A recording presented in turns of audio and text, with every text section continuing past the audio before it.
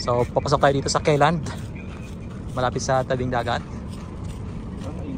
Mainit ng idol. Masira natin na beauty sini. Meron silang camel doon guys, so malapit sa dagat. Sakay-sakay siya sa camel. Alam mo yung ano po idol? Ano? Ano? Himaya po ba? Hindi siya nagbigla siya nag-vlog out. Bakit? Ano yung nag-vlog out, diba? Nag-vlog out siya. Tapos nag-vlog out, hindi na may login yung password ko. Bakit? May pira kaya yung 3,000. Oo? Wala na. Sayang yun. Bakit nag-log Bigla out siya nag-log out. Tapos pag nag-login ako ayaw. Dito tayo sa mga camel. Right, horsey sila oh. May bayad din pala. Oh, horsey. Okay, mainit si horsey. Mga camels oh.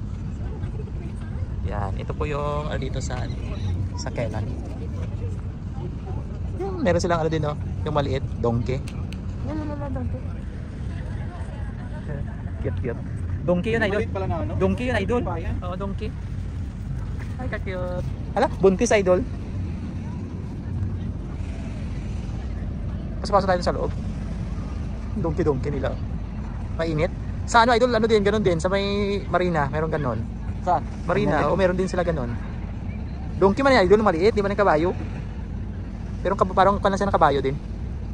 Buntis siya oh. Donkey yan? Donkey nga. Buntis nga siya. May maliit doon oh.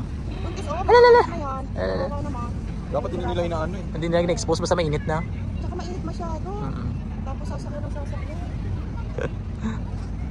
Camello. Donkey. Horse. Horse. Aywa. Yung donkey maliit. Oo.